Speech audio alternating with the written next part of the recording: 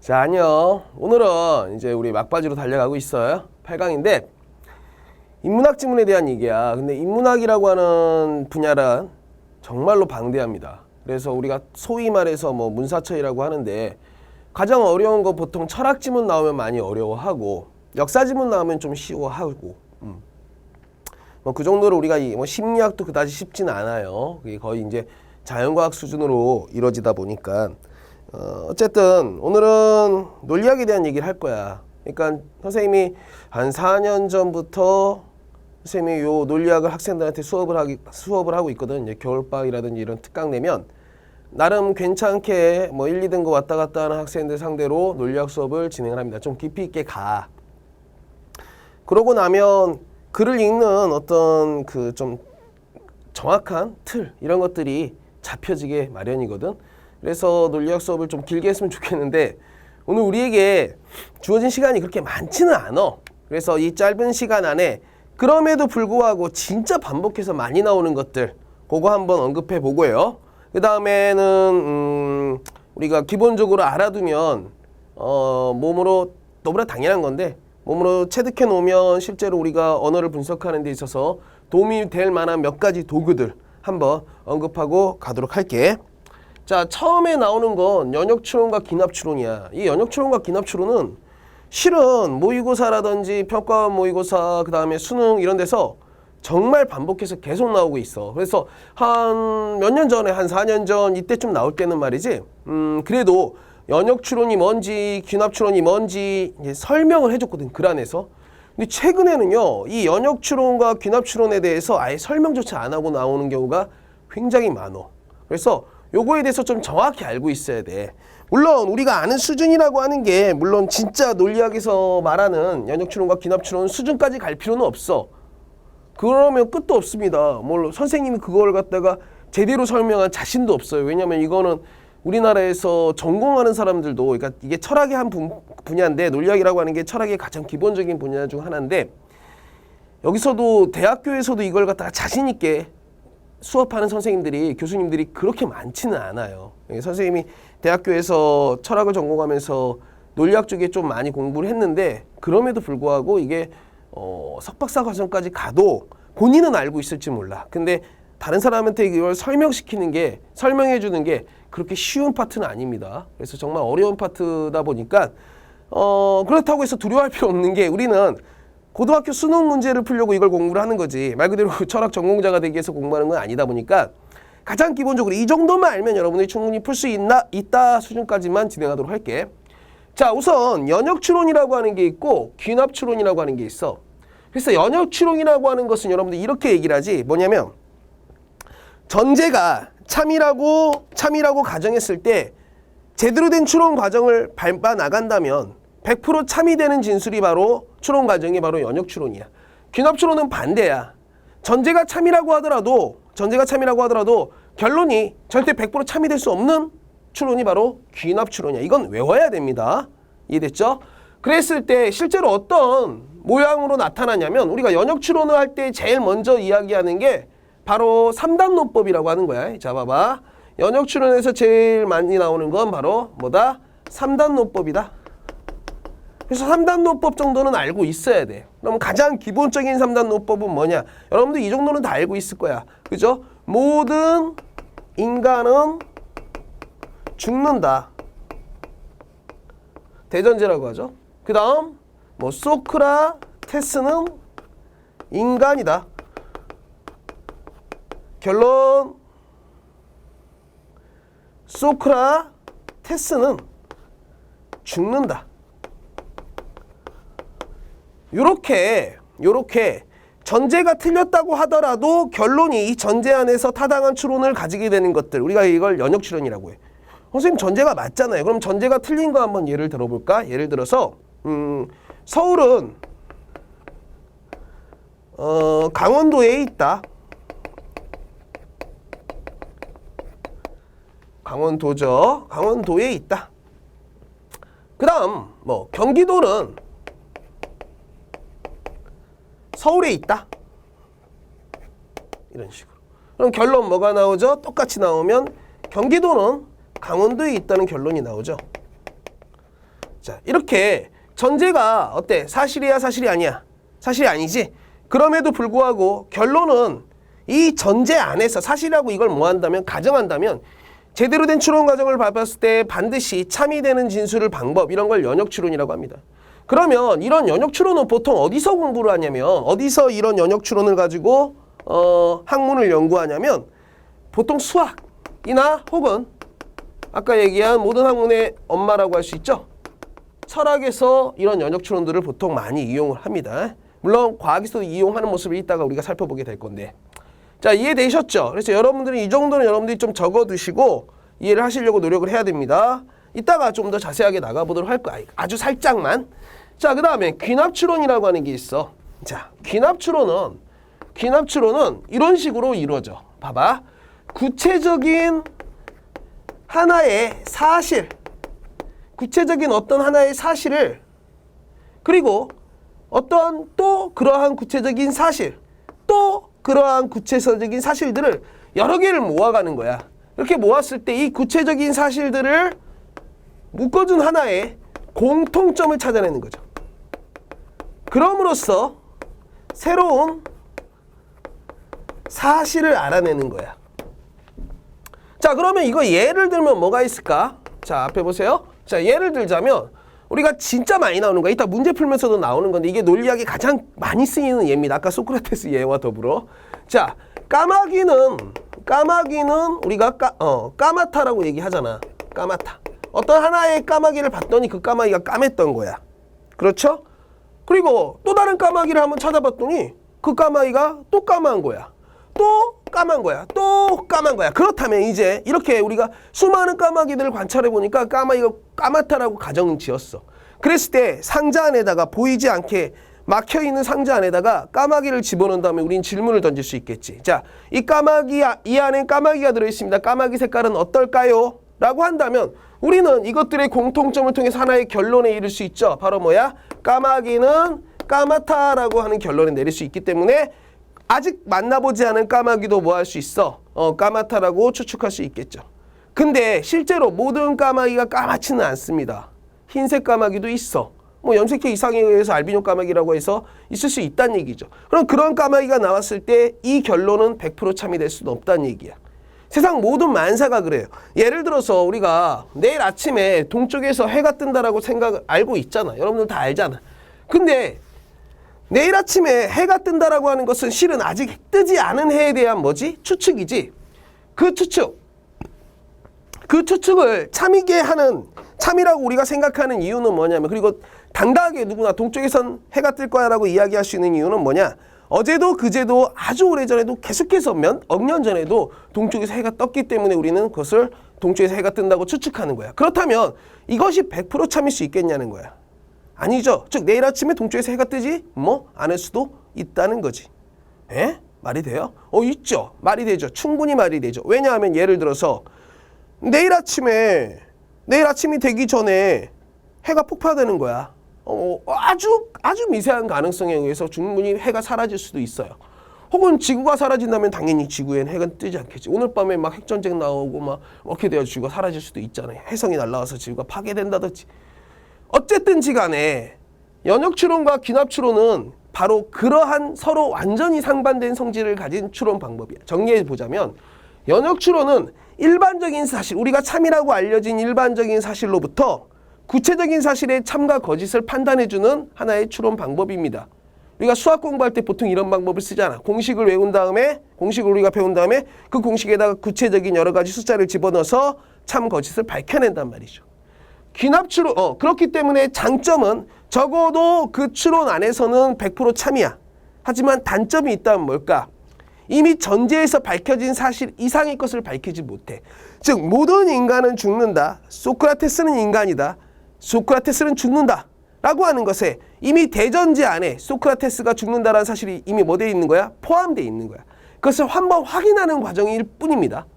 귀납추론의 경우에는 구체적인 사실들의 무엇들 공통점을 통해서 아직 벌어지지 않은 새로운 사실들에 대한 예측을 가능케 해주는 게 귀납추론이야. 단점은 뭐라고 했죠? 100% 참이 될 수 없다라고 했어. 이 정도는 여러분들이 반드시 알고 있어야 됩니다.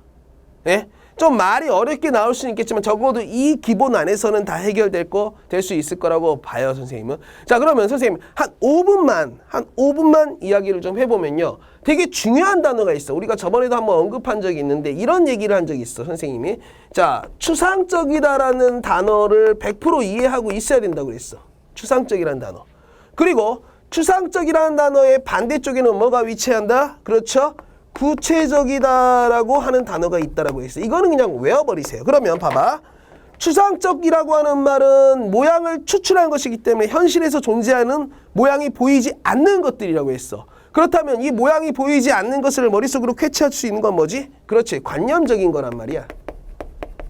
관념적인 거. 그런데 관념적인 것은 모양을 가지고 있지 않다라고 했지. 그래서 우리가 이걸 좀 어려운 말로 형이상학적이다라고 부른다고 했어. 그죠? 그래서 추상적, 관념적, 형이상학적인 거 외우셔야 되고요. 이 반대쪽에 구체적인 거 봐봐. 추상적인 것은 우리의 관념, 즉 우리의 두뇌의 의성으로 파악을 한다면 구체적인 것은 눈으로 보고 냄새를 맡고 손으로 만져서 파악할 수 있지. 우리 그런 것들 오감을 합쳐서 다 뭐라고 해? 감각적이다라는 얘기를 하지. 그리고 감각적인 것은 또한 구체적인 것을 파악하는 능력이면서 그런 것은 어떤 물리적인 것, 실제로 존재하는 물리적인 것이며 개별적인 것이야. 그리고 이런 것들은 다 뭐 할 수 있어? 감각으로 경험할 수 있어. 경험적인 것들이지. 자, 이런 단어들을 여러분들이 기본적으로 좀 알고 있어야 돼요. 이것들이 서로 반대 개념이라고 하는 거. 이 얘기를 내가 왜 하는 거냐면, 자, 연역추론, 우선 귀납추론부터 생각해 볼까? 귀납추론은 봐봐. 구체적인 하나하나 사실들의 공통점을 찾아서 뭐로 간다고 했어? 일반적인 사실을 알아내는 것이라고 했지. 그러니까 바로 뭐가 되는 거야? 구체적이고 감각적이고 물리적이고 개별적이고 경험적인 걸 모아서 어디로 가는 거야? 일반적인 것으로 가는 거야. 이렇게 진술될 때가 있단 말이야, 지문에서는. 귀납적이란 말 대신. 그런데 이런 단어에 대한 이해가 안 돼 있으면 그런 것들을 뭐 하는 거야? 모르는 거죠. 이 단어들은요, 우리가 학문을 깊이 있게 이해하기 위해서는 반드시 기본적으로 알고 있어야 될 단어들이야. 자, 연역추론은 그 반대겠죠. 뭐야? 모든 사람은 죽는다라고 하는 것은 뭐 한 거죠? 추상적이고 관념적이고 형이상이고 일반적인 것들이야. 그죠? 여기 이제 일반적도 들어갈 수 있어. 모든 것을 포함하는 개념이란 얘기죠. 거기서 소크라테스가 죽는다는 사실 한 가지를 뭐 한 거야? 알아낸 거죠. 한 사람의 죽음의 사실을 알아낸 거죠. 즉, 구체적이고 감각적이고 개별적이고 물리적이고 경험적인 것을 알아내는 것입니다. 그래서 연역추론은 큰 개념에서 작은 개념으로 간다고 생각을 좀 하시고요. 귀납추론은 작은 것들을 모아서 큰 개념으로 간다라고 생각을 하면 되겠어. 그래서 이 정도는 여러분들이 좀 알고 있어야 됩니다. 그리고 이거 교과서에서도 나와요. 그리고 비문학 지문에 진짜 많이 나옵니다. 그리고 이런 거 알아두면요, 꼭 귀납추론, 연역추론이 아닌다고 하더라도 실제로 글의 서술 방식에서 이런 식으로 글을 서술하는 경우가 굉장히 많기 때문에 좀 알아두시기 바랍니다. 자, 그다음 아주 간단한 타당한 논증 형식들을 한번 이야기해 보도록 하겠어요. 자, 아주 간단한 타당한 논증 형식들이라고 해서 내가 아주 간단하다고 한 이유는 타당한 논증 형식들이라고 하는 것은 진짜 복잡한 게 많아. 그런데 오늘 얘기할 것은 한 4-5가지밖에 이야기하지 않은 거야. 그리고 그 중에서도 우리가 이미 다 알고 있는 것들을 한번 텍스트적으로 정리해 보려고 해. 자, 보세요. 첫 번째, 자, 전권 긍정식이라고 하는 게 있어. 전권 긍정식. 말이 어려울 뿐인데 앞에 나오는 문장을 전권이라고 하고 뒤에 나오는 문장을 후권이라고 해요. 그러면 우리가 보통 이렇게 예를 들어 설명할 수 있겠어요. 자, 봐봐. 만약 P라면 Q이다라고 얘기를 합니다. 그럼 이게 뭐가 되는 거고? 전권이 되는 거고, 이게 뭐가 되는 거고? 후권이 되는 거거든. 그러면 전권을 긍정하다라고 하는 거 지금 다 3단 논법인데 P이다라고 얘기를 하는 겁니다. 그러면 너무나 당연하게 결론이 뭐가 나온다는 얘기야? Q이다라고 나온다는 얘기입니다. 너무나 당연한 얘기예요. 어려운 얘기가 아니라. 그런데 이걸 텍스트적으로 좀 예를 들어 설명하면 이런 거예요. 예를 들어서 만약 이거 만약이라고 하면 이제 가언이 되는 거고 이게 뭐 복잡하니까요. 만약이라고 할 필요 없이 그냥 이렇게 얘기를 할게요. 그렇죠. 철수라면 학생이다. 뭐 이 정도로 얘기를 해봅시다. 논리학이라고 하는 게 진짜로 이 그 점 하나냐 들어가냐 안 들어가냐에 따라서 완전히 다른 결론이 나오고 그렇기 때문에 함부로 이야기할 건 못 됩니다. 그래서 최대한 선생님이 그런 부분을 잘못 오류가 있을 부분은 피해 가도록 할게요. 그런데 P라면이라고 하는 것은 뭐냐면 철수이다 이렇게 되는 거예요. 철수이다. 그죠? 그럼 당연히 결론은 뭐가 나온다는 거야? 학생이다 이렇게 나온다는 얘기죠. 우리 인간이 가지고 있는 가장 기본적인 어떤 이성의 능력을 가장 간단한 기호로 텍스트화한 것이라고 보시면 되겠어요. 자, 그 다음에 후권무정식을 한번 생각해 볼까? 자, 후권무정식이라고 하는 게 있어요. 똑같아. 대전제는 이렇게 되는 거죠. P라면 Q이다. 이번엔 후권을 보정해 볼까? Q가 아니다. 요건 이제 not이란 뜻입니다. Q가 아니다. 그러면 결론적으로 뭐가 나올까요? 그죠? P가 아니다라고 하는 결론이 나옵니다. 이게 참이란 얘기예요. 됐습니까? 뭐 예를 들면 만약 그가 철수라면 철수는 학생이다. 학생이 아니다. 그렇다면 철수일 수 없죠. 이해됐죠? 그 다음 세 번째 선언지 3단 노법 해볼까요? 뭐 선언적이라는 말도 쓰고요. 선언지 3단 노법이라는 얘기도 하고요. 너무나 당연한 얘기입니다. 다시 P 혹은 갑자기 또 대문자를 쓰면 안 되죠. P 혹은 Q이다라는 거예요. 여기 이제 혹 오아라는 얘기죠. 그죠? 그러면 뭐가 아니다? P가 아니다. 만약에 P가 아니라고 한다면 이 결론은 뭐가 나올까? Q이다라고 하는 결론이 나온다는 얘기입니다. 실제로 우리가 글에서도 이러한 방식으로 글을 많이 써요. 그 다음에 마지막으로 리얼 정언 3단 노법이 있어요. 정언 3단 노법. 실은 뭐 정언 3단 노법도 있고 가언 3단 노법도 있고 그런데 우리가 그냥 그것까지 깊이 있게 나갈 시간은 없기 때문에 정언 3단 노법만 잠깐 언급하고 갈게요. 자, 정언 3단 노법 우리가 이미 했던 거다. P이면 Q이다. 이렇게 되고요. 그 다음 R이면 P이다. 그죠? 그렇다면 결론 R이면 Q이다. 이렇게 나오는 게 바로 정언 3단 노법이다. 이따가 우리가 두 번째 지문에서 만나는 바로 그거죠. 이게 바로 뭡니까? 자, 모든 인간은 죽는다. 소크라테스는 인간이다. 소크라테스는 죽는다. 라고 하는 3단 노법이에요. 이렇게 두 개의 대전제와 소전제를 이어주는 이 개념, 요 개념을 매개념이라고도 하고 중명사라는 단어를 쓰기도 합니다. 요것도 다 지문에 나올 거라서 내가 그 어려워 보이는 언급을 한 겁니다. 지금 뭐 잘난 체 하려고 하는 게 아니라. 그래서 여러분들이 이 정도 어떤 추론의 과정, 이 이상은 절대 안 나올 거라고만 생각을 하는데 실제로 되게 단순해요. 고등학교 비문학 지문에 나오는 어떤 그 이론이라고 하는 게요. 가끔씩은 진짜 복잡한 것도 나오긴 해요. 가령 작년에 우리 수능에 나왔던 그 보험 지문 같은 경우에는 수능 끝나고 나서 보험 무슨 협회인가에서 공식 발표를 했어요. 뭐라고? 너무 어렵다고. 자기들도 잘 모르겠다라고. 뭐 이런 식으로 공식 발표를 했습니다. 가끔씩 어려운 게 나오기도 하지만 그래도 여러분들 그 진짜 어려운 개념을 이야기할 때는 오히려 되게 단순하게 딱 나올 만한 것들만 나옵니다. 그러니까 이 정도 개념을 뭐 외워둘 필요는 없어요. 그렇다고 하더라도 나왔을 때 이런 개념이 나왔을 때 당황할 필요는 없다는 거죠. 왜냐하면 논리학이라고 하는 것은 어떻게 보면 우리가 살아가면서 우리가 우리의 두뇌를 사용하는 데 있어서 가장 기본적인 내용들을 텍스트적으로 정리했을 뿐입니다. 한산 선생님이 강조하는 거잖아. 뭐야, 어려워 보인다고 하더라도 여러분들 그것을 어떻게 접근하면 가능하다고 되겠어? 가장 단순화시키면 가능하다고 했거든. 논리학이라고 하는 건 바로 그런 거예요. 우리가 살아가면서 생각하는 어려운 어떤 추론 과정들을 가장 단순화시킨 형태입니다. 자, 그러면 실제 수능 기출지문을 가지고 간단하게 얘기해 볼게요. 우리가 알고 있는 내용을 적용한다면 어렵지 않게 이해할 수 있을 거야. 좀 빠르게 갈 겁니다. 선생님 여러 번 강조했죠. 뭐라고 얘기했지? 그죠? 집에서 반드시 이제 읽고 풀어와야지만 이 수업 들을 수 있어요. 선생님이 하나하나 친절하게 문장 간의 문장과 문장 간의 관계까지 다 분석해 주기에는 우리에게 주어진 시간이 그다지 많지 않기 때문에 여러분들이 그 정도는 좀 해주셔야지만이 수업을 좀 충실하게 들을 수 있을 거야. 자, 논증은 크게 연역과 기납으로 나뉜다 했던 얘기네요. 전제가 차이면 결론이 확실히 참인 연역 논증은 결론이 지식이 확장되는 것처럼 보이지만 실제로는 전제에 이미 포함된 결론을 다른 방식으로 확인하는 것뿐이다. 반면 기납 논증은 전제들이 모두 참이라고 해도 결론이 확실히 참이 되는 것은 아니지만 우리의 지식을 확장해 준다는 장점이 있다. 여기까지 읽었어요. 그러면요, 적어도 여기서부터 여기까지는 뭘 얘기하고 있구나? 아, 연역이라고 하는 것과 귀납이라고 하는 것을 이야기해주고 있구나. 이 정도를 챙기셨으면 되겠어요. 그 다음, 여러 귀납 논증 중에서 가장 널리 쓰이는 것은 수많은 사례들을 관찰한 다음에 그것을 일반화하는 것이다. 얘기했죠. 귀납 논증에 대한 얘기입니다. 사례들을 관찰한 후에 관찰은 뭘로 한다고 그랬죠? 우리의 감각 가지고 한다고 그랬죠?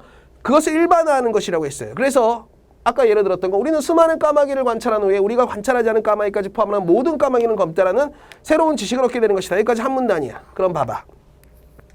자, 첫 번째 문단은요, 연역과 귀납을 설명하더니 그 다음에 뭐에 대한 얘기를 하고 있어? 귀납에 대한 얘기를 하고 있잖아. 그러면 이 글의 포인트, 이 글의 무게중심은 어디에 있다는 얘기야? 여기에 있다는 얘기야. 그죠? 한 번 더 가볼게요, 근데. 자, 그 다음. 자.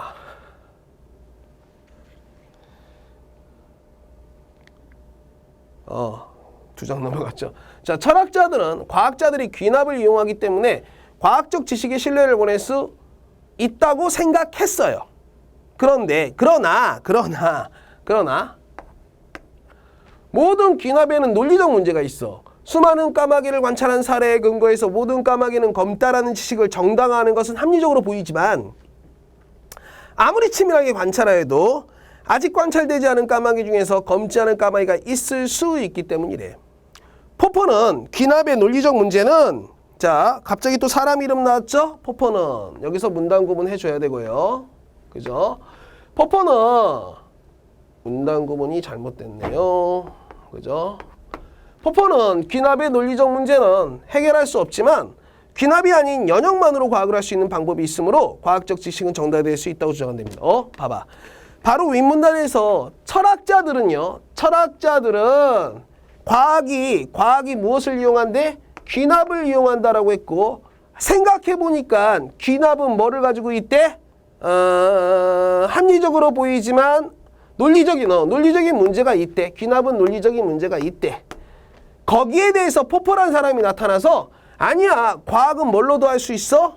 연역 가지고도 할 수 있어 라는 자기의 주장을 펼침으로써 과학을 뭐 해주는 겁니까? 옹호해주는 입장을 취한 거죠. 우리 이거 근데 포퍼에 대한 얘기는 2교시에서 했었죠. EBS에서. 알았죠? 그때 한번 다시 돌려보면서, 그러니까 그만큼 자주 나온다는 얘기야. 이런 사람들 이론은 아예 알아두는 게 좋아요. 어떤 지식이 반증 사례 때문에 거짓이 된다고 추론하는 것은 순전히 연역적인데 과학은 이 반증에 의해 발전하기 때문이다. 다음 논증을 보자. 이건 다 어디까지나 누구의 주장? 포퍼의 주장이야. 근데 봐봐. 과학은 어떤 지식이 반증 사례 때문에 거짓이 된다고 추론하는 것은 순전히 연역적인데 과학은 이 반증에 의해 발전하기 때문이다 라고 했어요. 자, 그 다음에 이 내용 우리가 아는 내용이냐 모르는 내용이냐? 모르는 내용이죠. 그렇기 때문에 다음 논증을 보자 하면서 이제 뭐가 나온다는 얘기야? 예시가 나온다는 얘기죠. 그래서 이 예를 통해서 한번 이해해 봅시다. 이게 뭔 얘기인가? 반증을 통해서 발전한단 말이야. 자, 첫 번째 봅시다. 모든 까마귀가 검다면 어떤 까마귀는 검어야 된다. 그죠? 모든 까마귀가 검다면 어떤 까마귀는 검어야 한대요. 근데 어떤 까마귀는 검지 않다. 우리 이거 아까 했던 거 기억나냐? 그죠? 이게 바로 뭡니까? 후권부정이죠. P면 Q이다. 그죠? 모든 까마귀가 검다며 가온으로 만들어져 있죠? 어떤 까마귀는 검어야 된다. 어떤 까마귀는 검지 않다. not Q이다. 그럼 타당한 결론이 되려면 뭐 해야 된다고 했어? not P가 된다고 했죠? 따라서 모든 까마귀가 다 검은 것은 아니다. 됐죠? 똑같죠? 이거 후권 부정식입니다. 그러니까 연역 추론이냐 귀납 추론이냐? 당연히 연역 추론이죠. 모든 까마귀가 검다라는 지식은 귀납에 의해서 참입을 보여줄 수는 없어요. 왜? 100% 참입이 될 수는 없다고 했죠. 이 논증에서처럼 이거 누가 한 거야? 포퍼란 사람이 한 거죠. 전제 니은이 참임이 밝혀진다면, 즉 전제 니은이 참임이 밝혀진다는 건 무슨 얘기지? 검지 않은 까마귀가 있다라는 사실을 밝혔다는 거지. 이 추론이 참임을 밝혀졌다는 얘기가 아니라 확실히 거짓임을 보여줄 수 있어. 즉 까마귀가 한 마리가 검지만 않아도 뭐 할 수 있다는 얘기야? 뭐 할 수 있다는 얘기야? 모든 까마귀가 검다라는 진술은 뭐 될 수 있다는 얘기야? 틀렸다라고 말할 수 있다는 얘기죠. 따라서 모든 까마귀가 다 검은 것은 아니다 라고 하는 전제가 틀렸다는 얘기죠. 즉 니은이 참임이 밝혀진다면 확실히 거짓임을 보여줄 수 있다. 그러나 만약 아직도 니은이 참임이 밝혀지지 않았다면 그 지식을 거짓이라고 말할 수는 없다. 자, 이 말을 이렇게 해야 됩니다. 그 지식이 참이란 얘기는 아니야. 왜냐하면 그 지식은 결국엔 뭘로 만들어졌지? 연역이야 귀납이야? 귀납이지. 귀납으로 만들어졌기 때문에 절대로 참이 될 수는 없어. 하지만 그러한 추론을 연역을 가지고 이렇게 보충해 봤더니 만약에 귀납으로 만들어진 지식이라 하더라도 뭐 할 수 없다면, 틀렸다는 것을 뭐 할 수 없다면, 증명할 수 없다면 적어도 그것이 거짓이라고 말할 근거는 없다는 얘기야. 참도 아니고 거짓도 아니란 얘기죠. 이해됐죠? 그래서 결국은 이렇게 정리하면 되는 거죠. 이 문단은 요 문단을 통해서 포퍼라고 하는 사람은 과학적 과학적 지식이 참임을, 이건 근데 참이라고 하면 좀 억지고요. 거짓이 아닐 수 있다라고 하는 것을 무엇으로 증명했다? 연역으로 증명했다. 연역으로 증명했다. 귀납이 아니라 연역으로서 과학적 사실의 근거를 마련했다라는 얘기입니다. 됐죠? 여기까지 정리하면 이 문단 정리한 겁니다. 무슨 얘기 하려는지만 아시면 돼요. 만약에 이 내용을 파악 못했다고 하더라도 봐봐. 이 문단이 왜 존재할까라고 하면 바로 여기서 이 내용이 나왔죠. 어떤 지식이 반증사로 때문에 거짓이 된다고 추론하는 것은 순전히 연역적인데 과학은 이 반증에 의해서 발전하기 때문이다라고 누가 얘기했다고? 포퍼가. 그 다음에 예를 보자라고 했으니까 적어도 이게 뭔지 몰랐다고 치자. 뭔지 몰랐다고 하더라도 이거는 포퍼라는 사람이 주장한 거고 연역이라고 하는 것을 통해서 과학이 발전함을 증명한 거구나 라는 것까지만 알면 된다는 얘기야. 됐죠? 그 다음 포퍼에 따르면 또 포퍼에 대한 설명 얘기하고 있죠. 지금 우리가 받아들이는 과학적 지식들은 이런 반증의 시도로부터 잘 견뎌온 것들이다. 참신하고 대담한 가설을 제시하고 그것이 거짓이라는 증거를 제시하려는 노력을 진행해서 실제로 반증이 되면 실패한 과학적 지식이 되지만 수많은 반증의 시도로부터 끝까지 살아남으면 성공적인 과학적 지식이 되는 것이다. 그런데 포퍼는 반증 가능성이 없는 지식, 곧 아무리 반증을 해보려 해도 경험적 반증이, 경험적이란 말 나와 경험적 반증이 아예 불가능한 지식은 과학적 지식이 될 수 없다고 비판해. 가령 예를 든다는 얘기야. 가령이라고 하는 것은 예를 가정해서 든다는 얘기야. 관찰할 수 없고 찾아낼 수 없는 힘이 항상 존재한다처럼 경험적으로 반박할 수 있는 사례를 생각할 수 없는 주장이 그것이랍니다. 뭔 얘기냐 마지막은. 자, 요 얘기는 뭐냐면 요건 이제 반증 가능성이라고 하는데 과학이라고 하는 것은 반증 가능성이 있어야 된다는 게 포퍼의 주장이야. 그러니까 반증이라고 하는 것은 틀릴 수 있는 증거잖아. 틀릴 수 있는 증거가 틀릴 수 있어야지만 그러니까 틀려야지만이 아니라 틀릴 수 있는 가능성이 있어야지만이 그것이 뭐가 된다는 얘기야? 과학이 된다는 얘기야. 예를 들어서 무슨 뭐 어느 영국인지 어디에 그 과학자가 별을 관찰한 다음에 혜성을 발견한 거야. 혜성을 발견한 다음에 저 혜성이 이제 예측을 한 거지. 저 혜성은 뭐 60몇 년 뒤에 70몇 년 뒤에 다시 돌아올 거야 라고 예측을 했다고 우리 가정해봐. 그러면 그 주장, 헨리라고 한 사람이 한 그 주장은요, 반증 가능성이 있을까 없을까? 있지. 그 사람이 예측한 몇 년도 몇 월 며칠에 그 혜성이 뭐 하지 않는다면, 돌아오지 않는다면 땡! 그때는 폐기 처분. 그렇지만 만약에 그게 돌아온다면 오케이, 반증 가능성을 뭐 한 거야? 이겨낸 거죠. 견뎌낸 거죠. 그죠? 그런데 이런 반증 가능성이 없는 주장은 과학이 아니라 사이비 과학이란 얘기야. 그러면 그런 게 뭐가 있을까? 예를 들어서 선생님이 지금 너희들한테 이 동영상을 보고 있는 너희들한테 이렇게 뭐 해볼까? 예측을 해보는 거야. 마치 과학자인 양 예측을 해보는 거야. 뭐냐면, 자, 올 여름에 너희들은 물 때문에 큰 재앙을 당할 거야 라고 내가 예측을 해봅시다. 그러면 만약에 누군가가 재앙을 진짜로 이 동영상을 본 사람이 재앙을 당했어. 물 때문에 물에 빠져 죽을 뻔하다 살아났어. 자, 그러면 뭐 한 거지? 선생님의 예측은 맞은 거지. 근데 올 여름에 한 번도 물에 대한 재앙을 받은 적이 없어. 그럼 그 예측은 내가 예측한 거 틀린 걸까? 아니에요. 그건 틀린 게 아니에요. 왜 틀린 게 아니냐면 내가 이미 천기를 뭐 했기 때문에 누설했기 때문에 너희들이 재앙을 당하지 않은 거야. 즉 너희들이 재앙 당하지 않았어. 가장 큰 결정적인 이유는 내 덕분이야. 그러니까 나한테 부적사. 이렇게 전달해야 되는 거. 이거는 과학인 척하지만 과학이 아니다라고 하는 사이비 과학이라고 포포가 주장한 겁니다. 포포는 이러한 사이비 과학을 근거로 해서 사이비 과학을 이러한 반증론을 근거로 해서 실제로 사회학에서도 굉장한 명저라고 꼽히는 열린 사회와 그 적들이라고 하는 책을 지어내기도 했죠. 쓰기도 했죠. 엄청나게 대단한 철학자예요. 과학 철학자입니다. 여러분들 우리가 두 번째 시간에 EBS 질문에서 포포에 대해서 잠깐 자세하게 나와 있는 것을 보게 될 테니까 한번 보고요. 거기도 나와 있다시피 칼 포포와 토마스 쿤은 20세기의 과학 철학자 중에 가장 큰 라이벌이거든요. 둘의 이론적인 토대를 좀 여러분들이 알아두면요. 대단히 많이 도움이 될 겁니다. 그건 왜냐? 진짜 자주 나오거든. 선생님이 진짜 지문만 포포와 관련된 지문만 한 8개는 본 것 같아요.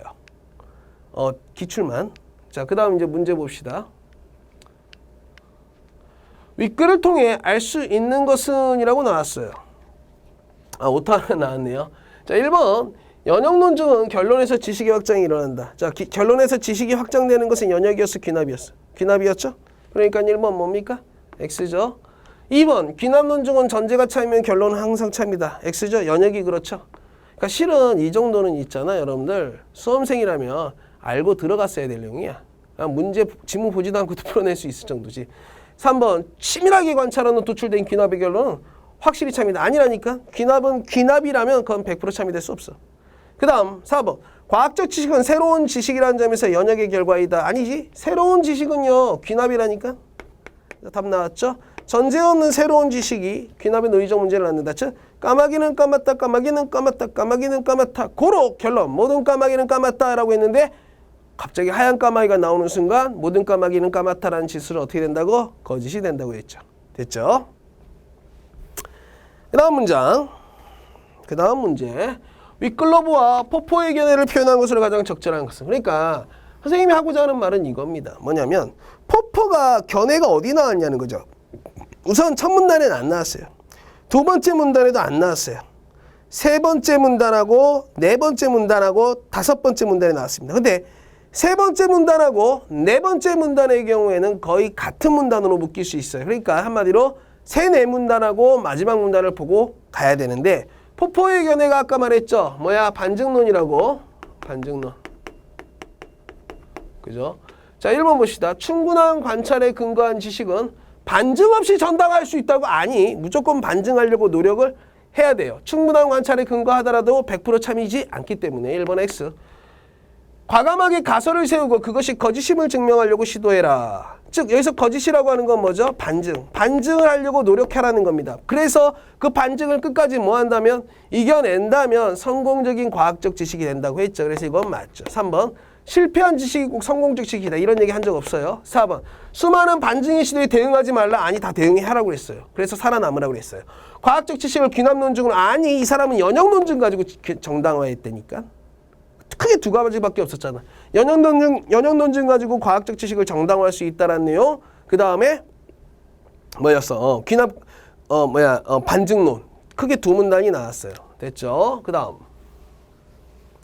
이제 관건은 이 문제가 관건이었죠. 자, 3번. 윗글에 기억부터 디귿과 보기에 대한 설명으로 적절하지 않은 것은. 자, 윗글에 기억부터 디귿이 선생님 뭐였죠? 기억 안 나죠? 돌아가야지 당연히. 아니 안 돌아가고 어떻게 문제를 풉니까? 요거야. 요게 기억부터 디귿이야. 봐봐. 요게 기억부터 디귿인데 이거 내가 우리 뭐라고 했어 이거? 아니 몰라도 적어도 이건 알아야 된다고 그랬잖아. 이거 무슨 논증이라고? 연역 논증이라고 했죠. 그죠? 이거를 정리하고 가는 겁니다. 됐어요. 그 다음 다시 문제로 돌아가 볼게요.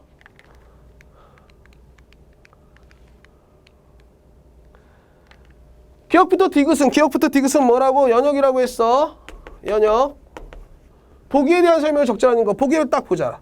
기억은요. 동그라미 기억은 다음과 같은 논증으로 표현할 수 있대요. 동그라미 기억이 뭡니까? 우리는 수많은 까마귀를 관찰한 후에 우리가 관찰하지 않은 까마귀까지 포함하는 모든 까마귀는 검다라는 새로운 지식을 얻게 된다고 했는데 그러한 것은 이렇게 표현할 수 있대요. 자, 오늘 관찰한 까마귀는 모두 검어. 내가 어제 관찰한 까마귀는 모두 검어.